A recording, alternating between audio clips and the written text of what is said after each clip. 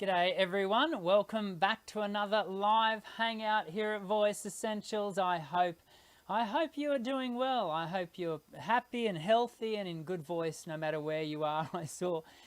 I can see in the comments that Linda is enjoying a very beautiful 19 degrees. I'm envious, Linda, because here in Brisbane, Australia, it's currently 31, 32 degrees, humidity to boot, and with no hope of it letting up. It's going to only get warmer as the week goes on, and climaxing on the very day that I was intending on cutting my lawns.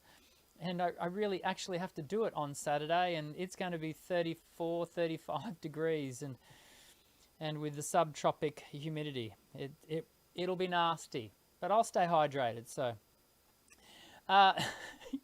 Of course, you're not here to listen to me rave on about the weather, though we do love to have your comments as a part of the video. And when you dive in, let us know who you are, where you're from, and what sort of temperatures you're dealing with in the northern hemisphere, which is where many of you are. Many of you are still in the grips of winter, and so.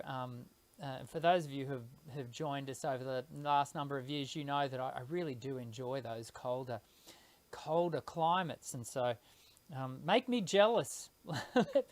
I'm sure we've got someone watching that can beat Linda's 19 degrees Celsius. Acknowledging that if you put in a Fahrenheit number, I probably won't know what that means. In Australia, we go via Celsius, and so I'm always a bit bamboozled by the Fahrenheit bit. Today, we are going to be doing a mini topic. You know the year is well underway when we start off with a mini topic.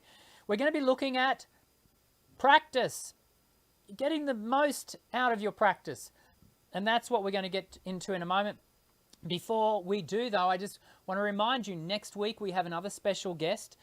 We've got Nancy Bowes. Nancy's joined us before on the show. Nancy is going to be talking with us about the development of confidence, developing a confident persona for performance and for your voice. And I think it's going to be such a really empowering session. So make sure you subscribe, hit the white bell icon, and get your notifications for next week's show, because I think you'll really find it quite beneficial.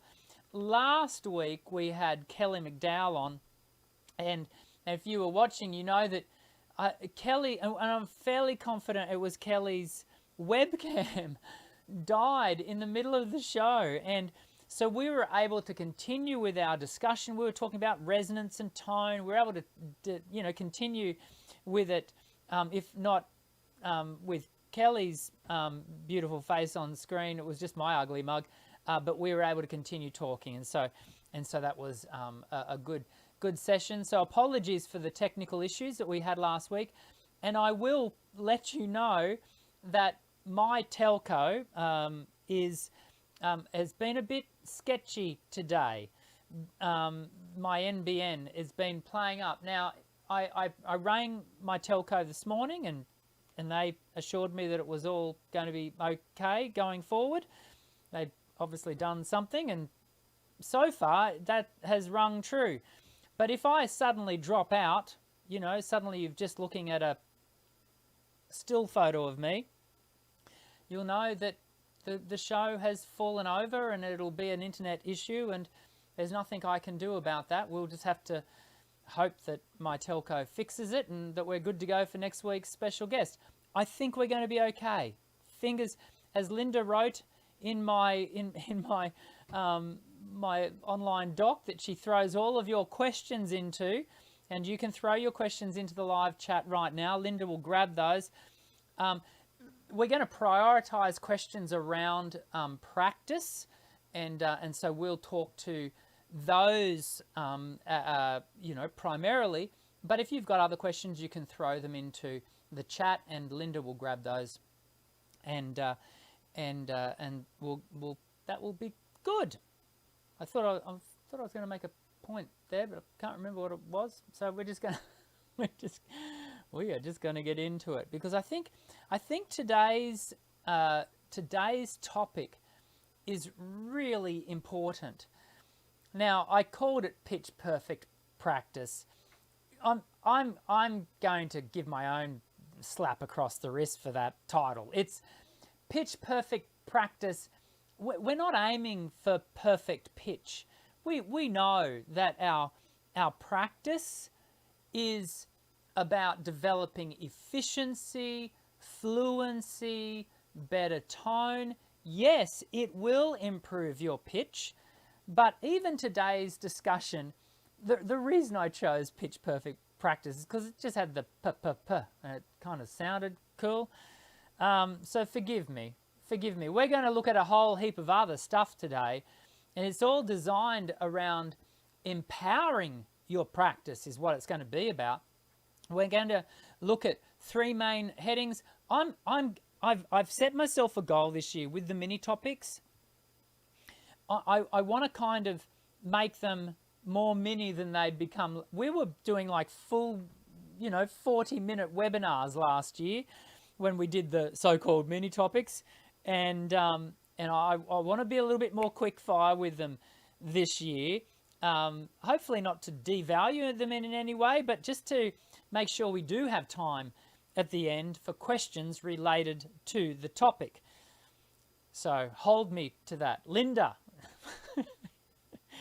Linda's got every right to give me a bit of a smack across the wrist if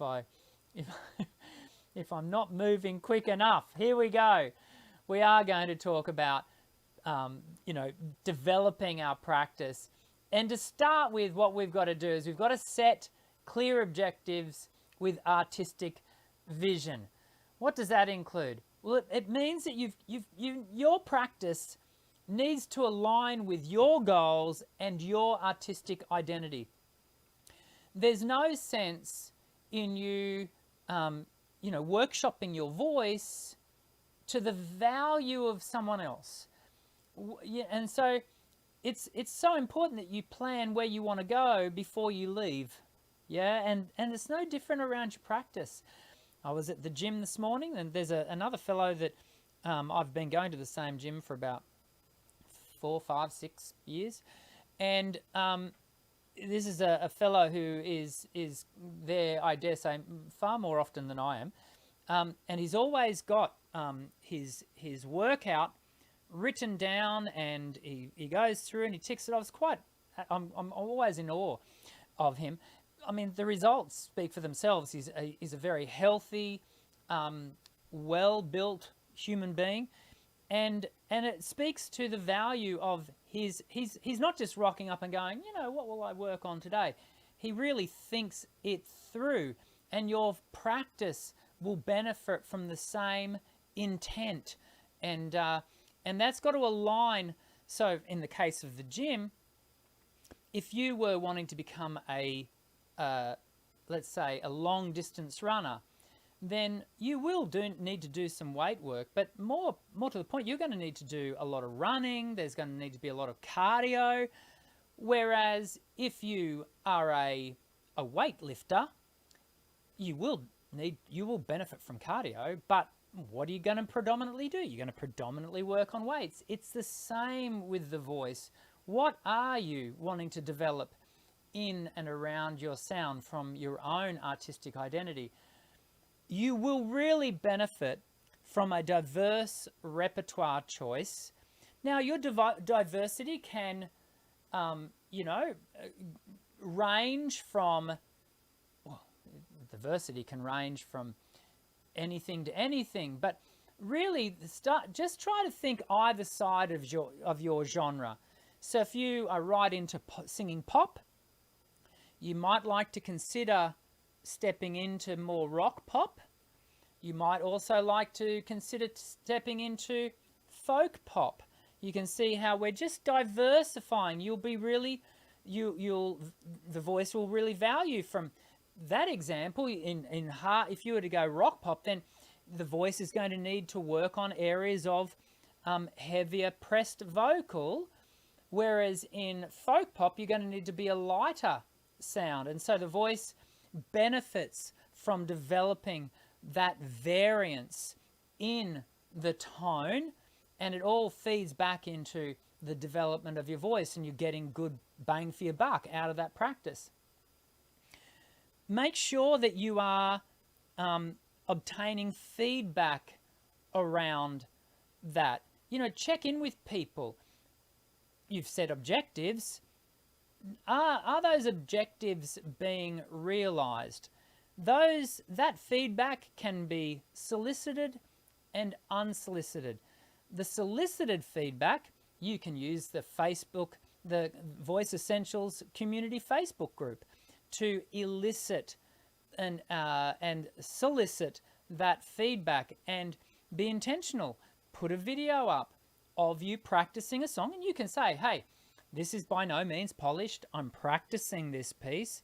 Can you give me some feedback? What are the areas that you're hearing me develop? You might even list the areas you're working on. And many people, if you jump over into the community Facebook group with us, you will see many people already doing that. And it's a really highly valuable way to gain feedback. One of the most rewarding forms of feedback is the unsolicited feedback, when you have been working on a particular area of your voice, and and this happens a lot with my students. They will, perhaps they're in a band, and they might have been having lessons for a few months, and then suddenly one of the band members will say, hey, look, I just want to say you've been rocking it last few weeks. Like, what are you doing? And sometimes they reveal they're having lessons, and sometimes they don't. But, they will typically come to the next lesson and say, hey, guess what? I'm getting feedback. What I thought I was experiencing is evident to other people. And it's quite rewarding when that feedback is, as I said, unsolicited, because you really know that you're hitting the mark at that point. I'm moving quickly. Look at me go. Okay, effective use of technology in practice. Of course, when we use something like Facebook in the community, that is the use of technology. You'll have had to have recorded it. But we can also use things like digital tools. So you can use apps like Sing and See, or Voce Vista, or in fact, I've got a whole video on a pitch tuning app that you can utilize to develop your pitch, remembering that pitch is one aspect of the development of your voice. In my humble opinion, as a beginner, not the most important.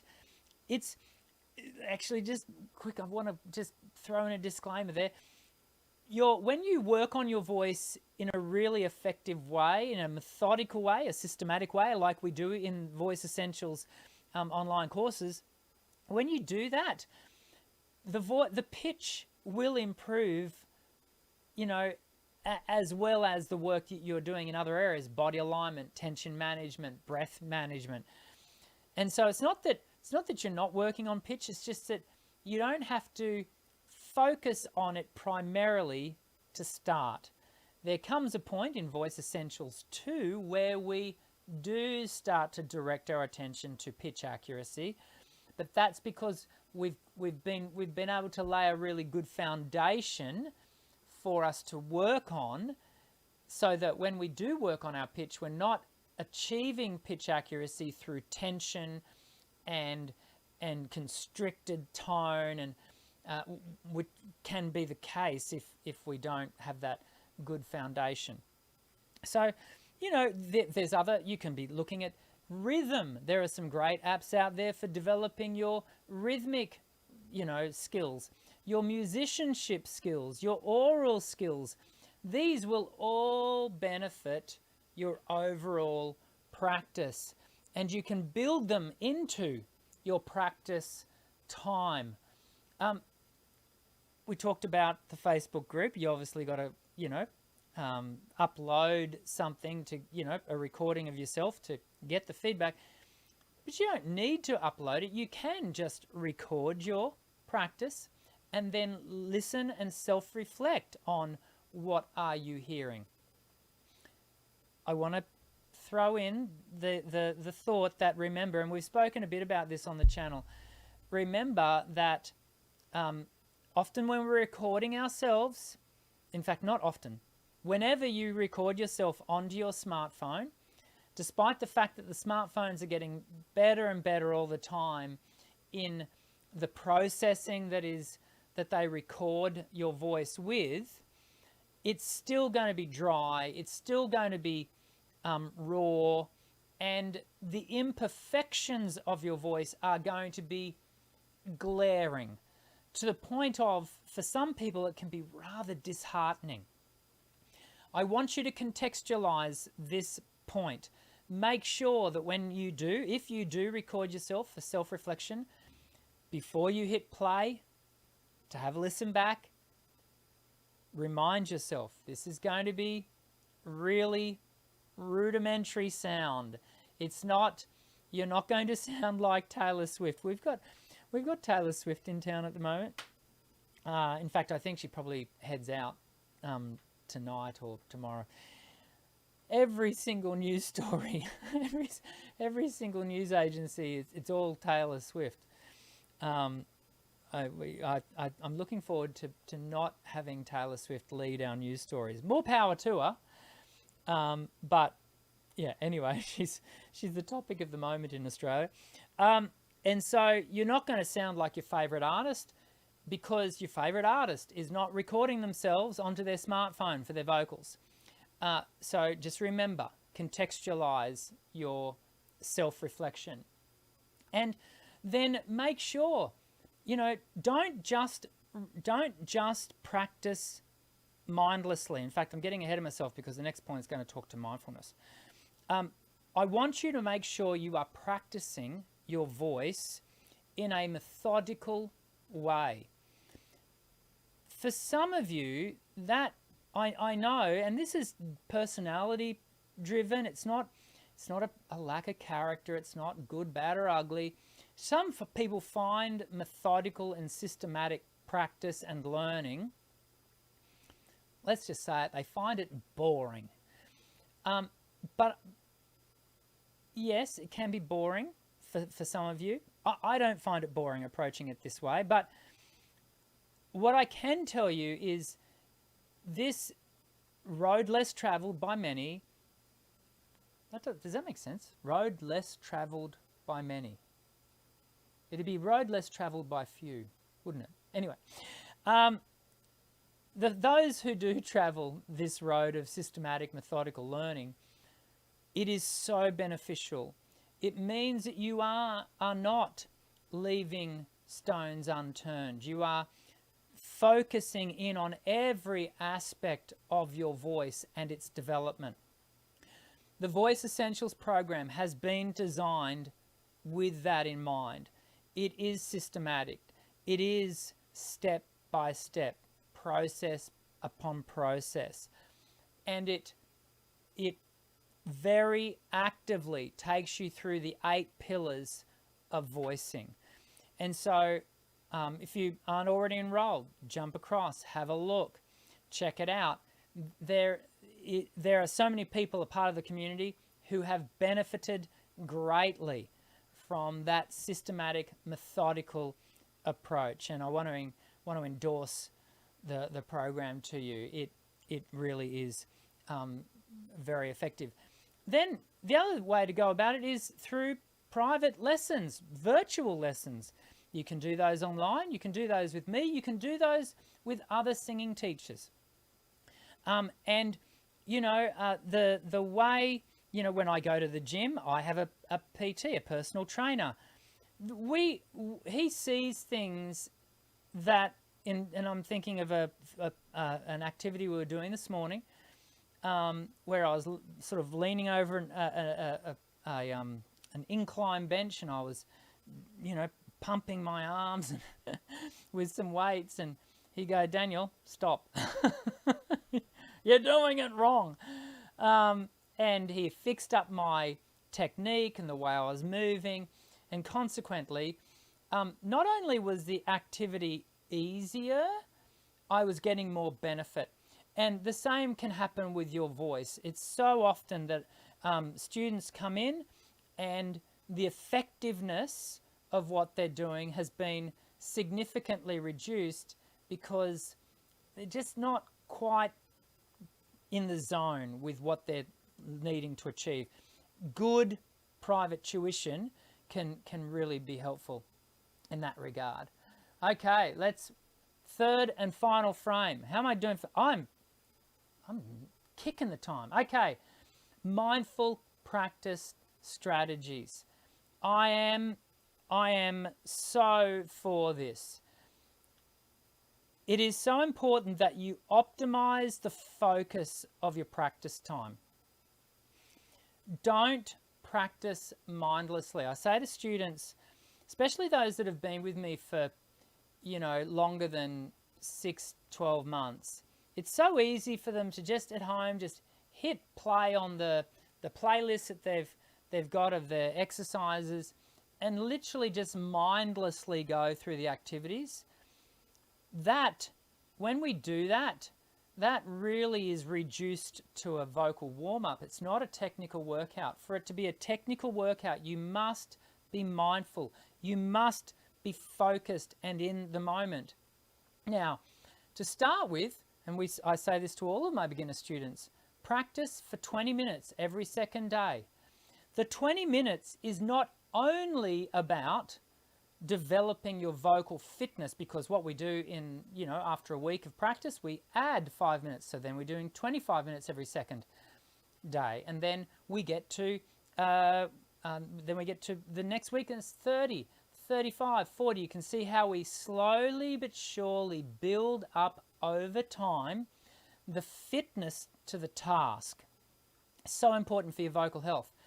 The other thing that it's doing is it's building your capacity for mental focus. This is a muscle that you have to build like every other biological muscle in your body, and being able to remain attentive and in the moment requires focus. The big side benefit to that is in performance, what do you have to be? You have to be focused.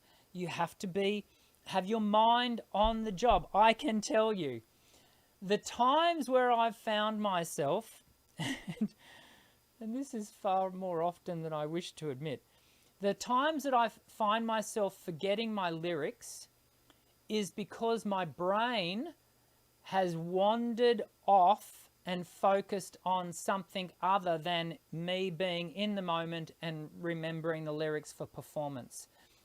It might be I've seen someone in the audience who I know, and suddenly my mind starts, attending to that thought, or, maybe, I don't know, on the way to the gig, I realized I was running low on fuel, and where am I going to get fuel on the way home? Like, it can be so random. And so developing that focus capacity is so important. We want to have effective visualization techniques. This is in the area of your practice. You don't always have to be phonating, creating sound to have singing in play, practice in play. The benefits of simply visualization, literally sitting in a chair. Here in my studio, I would sit in a chair just over there, and sitting and just being, turning on the backing track and mentally singing through the song, no sound, but what I'm doing there is I'm building a stronger mind map of the lyric. I'm seeing myself, I'm projecting myself onto stage, presenting the piece. I'm connecting with the emotion, all without creating any sound. And so we talk a lot about this particular device and practice strategy for when we're sick. It really comes into its own for when you should not be singing. But equally, you can do it. You don't have to wait until you're sick to employ this strategy, because the benefits to your overall development are pretty cool. Finally, and it is finally, man, I'm quite happy with myself. We've really moved quickly. I want you to recognize when you do need to take take breaks. It's very easy to get very excited in a practice session and overdo it. And that may well be because you've employed all of the strategies we've talked about today. You're having this great practice, and so you just keep going. No, make sure if you are in the zone, take some time, take a break. If you are going to practice for longer than an hour, then I would encourage you to practice in sets, just like we would if we were a gigging performer. Don't just see yourself as practicing for 3 hours. If you're going to practice for 3 hours, and my advice to you would be, do not do that.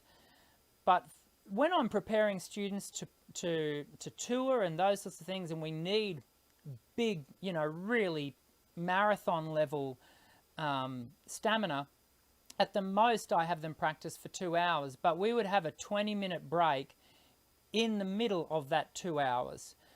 The voice needs some downtime. If you just keep hammering away at the voice, it's not going to end well with you. And then so we would refer to that as a rejuvenation break, but also that rejuvenation can happen with a day off. No singer should be singing 24/7. A lot of professional, high-end professional singers, they're gigging and practicing, and for 6 out of the 7 days. But I would always be advocating for at least one highly reduced vocal load day a week. And so that's not necessarily absolute silence, but it is no singing, no heavy talking, just really low voice use, as in load, not volume, and just be attentive to those things, because you want to be doing this for long periods of time, right? And it's so important that you look after your voice, that you approach this with a long-term approach. Folks, I did it. I did it. Oh dear. Sorry while I just pat myself on the back there. Like I said, I set myself the task of being quicker. I was always getting way too caught up in things. What I want to do now is I do want to, and I'm just going to bring this down, I want to attend to this question here, and there is another question. If you've got questions in regards to today's topic, please jump in and leave those comments in the question in the comments for Linda. But Linda actually made this point, and I do want to speak to this because Linda is right. We've had a couple of people recently within the Facebook community talking about this area, and I'll read the question. We have been getting a few questions in our FB group about practicing as one goes through VE1 and then 2 and 3. This show will be a great help. So let's just talk to this. In fact, there was a question this morning from one of our members who was just asking, and it's usually the question revolves around the movement from, okay, I've just completed Voice Essentials 1, and there are 18 activities in Voice Essentials 1. And now I'm moving into, and during that time, you're practicing, that builds us up to about an hour, give or take, of practice every second day. We maintain every second day during Voice Essentials 1. When we move into Voice Essentials 2, and this will make a lot of sense to those of you who have done the online course, we make the point that, okay, we're now going to up the amount of days. So instead of it just being, what equates to 3 or 4 days a week of practice, now we can up it to 4 to 5 times a week. However, we're still only going to practice for about an hour. That includes working on a couple of pieces of repertoire. So really we're identifying that, let's say we're doing 40 minutes of technical exercises and 20 minutes of rep. That's still a big thing. For those of you who've practiced for an hour, that's not a small amount of voicing. So how do we start to add all of the new exercises that we're now going to do in Voice Essentials too? Because you are going to get to a point where you cannot fit all of that in to the 40 minutes of technical workout. So what we have to start doing is managing the model. We start dropping activities out. We start recognizing that there is some repetition within the activities. So for example, exercise 3 and 4 are both a major triad. Da da da da da, sing. So actually, you could just do exercise 4 and do the twang work.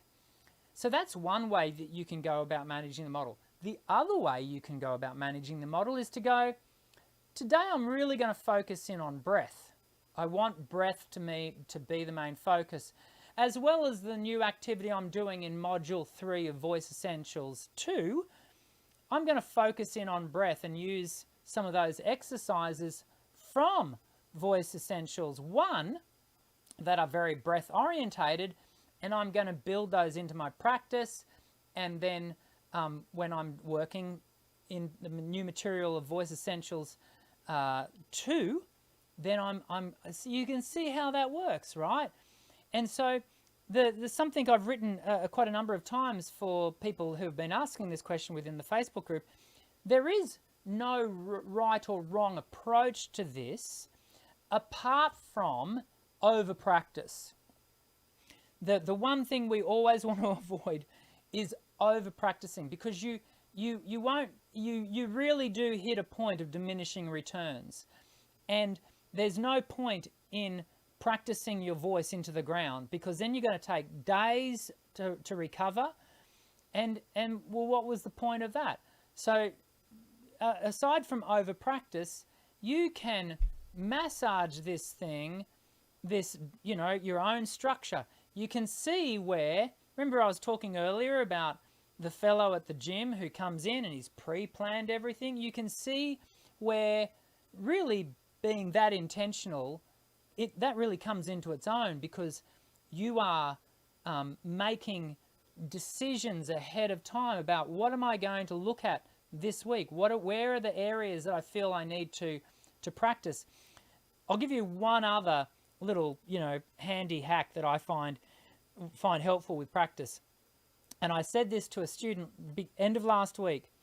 This week, I told him, this week I want you to practice, and he's been having lessons for quite some time. So we're nearly completed Voice Essentials 2. So that's 35 exercises, which when you take into account the many varieties, and I do a whole heap of different things with the same exercise at times.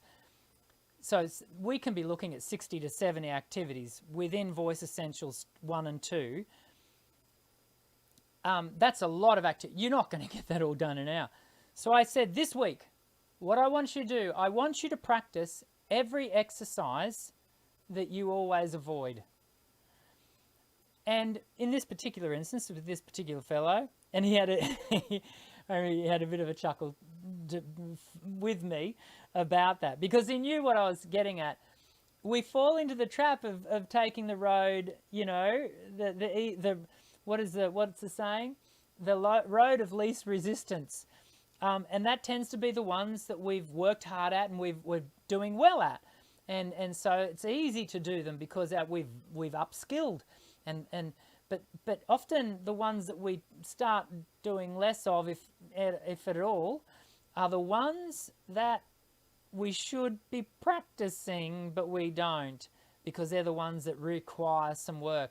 So that is another way to approach it. Work on the stuff that you don't want to, okay? And hopefully that will be helpful. I've just seen some a great little comment here from Patricia. I agree, distractions in a performance are hard to ignore. Oh, Patricia, they are. And especially when you see some really, Patricia, it sounds like you may have been in this situation yourself, especially when, you've performed as long as I have. You see some downright weird and funny stuff sometimes at gigs. So sometimes it's very hard to stay focused. You go on to say, I use the visualization technique for playing my guitar, but it's a good idea to use it more in how to sing the song as well. Absolutely. Absolutely. Absolutely, Trish. Patricia, I should say. Do you get called Trish, Patricia, or do you prefer Patricia? Guess that your handle says Patricia, so. And Tim has written here, the crooner at large. I love it. I do 1 hour of singing jobs for nursing homes with a playlist that continues with no break. Awesome. Awesome, Tim. As continues with no break. It's something that I have worked up to. Choir singing helps me. Yeah. You wouldn't want to be doing any more than 1 hour. I've got one of my professional students revealed to me after he'd been having lessons for about 18 months. And he just one day revealed, it wasn't that he revealed to me, he just offhandedly made note of the fact that, his voice is quite tired by the end of 3 hours of constant singing. And I said, sorry, can you qualify the word constant? He said, oh yeah, our gigs, we just go, we don't, I said, no breaks. He said, no, we just go 3-4 hours, depending on the crowd. And I said, okay, don't do that. You must take breaks. And if you're in a similar situation, if your set, your gig is, 3 or 4 hours, you have every right, and no one questions this, of taking at least a 10 to 15 minute break between 45-50 minute sets. He went, oh really? I said, absolutely. The next week he did that. He didn't tell anyone. He just took a break and he just did what everyone does, just put some recorded music on that was in keeping with the stuff that he plays, and for 10 minutes. And he did that twice because he did 3 sets of 50 minutes. Firstly, no one questioned it. The owner of the venue didn't question it. No one questioned it. And at the end of the gig, he wasn't anywhere near as fatigued. That 10-minute break, it's massive. It's massive. Massive benefit to your vocals. And so guess what he does now? All the time, he takes the break. And, oh dear, I was so pleased when he told me that he did. Okay, I'm going to come down here to Sumik. Saumik? Sir, will you please advise some mental and physical tricks and tips for stress-free and effortless singing performance? Well, the effortless singing performance can only come through the systematic development of skill. There's no magic wand. You have to put the time and the effort in to your practice time. And that's why we've looked at today's topic, because I want you to get the most out of that practice time to develop effortless singing. And even that word effortless, it's a bit of a misnomer. All singing needs to be energized. We want it to be effortless in the sense that we're not driving the voice beyond what is necessary or what it's capable of. But we do want to do it in such a way that it's efficient and energized. And so there's kind of, you know what I mean. Effortless is and I know what you mean, Salmil. I just want to point out that, it might be a little bit of it would be a pot at the end of a rainbow, the idea of effortless singing performance. But as far as developing that sense of stress-free, mental state towards it, preparation is everything. And there are no shortcuts in this game. so many people do turn to things like, you know, YouTube and recently, you know, with the advent of things like YouTube Shorts and TikTok, and we all want a quick fix, you know, like short videos of 30 seconds. This is a cognitive learning fact. You will not learn voice. Your voice will not develop from watching videos, and even less so from watching, 30-second grabs. You actually have to do it. You have to put in the work. And, videos like this one today are designed to be inspirational and educational, but you're the one that has to go away and do the time. You have to implement these into practice. And so when we do that and we prepare ourselves well, that's when we get into a zone of stress-free, effortless singing. I hope that's helpful. We're going to give one more question to Mr. Fomiati, one of my past students, and I'm looking for the question. Mr. Fomiati, here we go. Here he is. Question: if I breathe quickly through the mouth, I kind of snore. That can happen. That would suggest that your soft palate is sort of dangling a bit low and there's not enough activation. Dom, I know you, so I'm able to just qualify what I'm about to say. Often snoring can come about by the fact that we're carrying a little bit more weight, so a little bit more fatty weight through the vocal tract, through the soft palate. Mr. Fomiati, I'm not suggesting that that's the case for you, but equally we do want to be able to activate that soft palate. Mr. Fomiati, go back and have a look at exercise 2 in Voice Essentials 1. Do that work in the soft palate, because if you're breathing quickly and through the mouth, you want to be able to get that soft palate up out of the way and not have it, starting to activate against your pharyngeal, nasopharyngeal wall. I think that might help with that.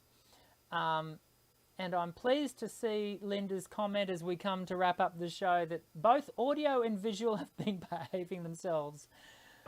Thank you, Telstra. I'm glad that worked. Well, that was a lot of fun. We got some good things achieved today. Give it a thumbs up. Let me know in the comments section if you were happy with the length. Most I'm concerned about was the length right for our mini topic today. And we even got the questions in, which is important. Next week we've got Nancy Bowes coming in. She's going to be talking about confidence, and taking us beyond the confidence of good practice into the confidence of how our voice is used and how we go with everything. I can see Dean is happy with the length, and Tim's saying he's a fan of the show and the stream is great. Thank you, everyone. That's a real encouragement.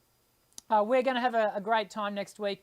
I hope you have a great time for the rest of your week, no matter where you are, and I very much look forward to seeing you again when we welcome Nancy Bowes back to the show. I'll see you again soon. I'm Dr. Dan. Sing well.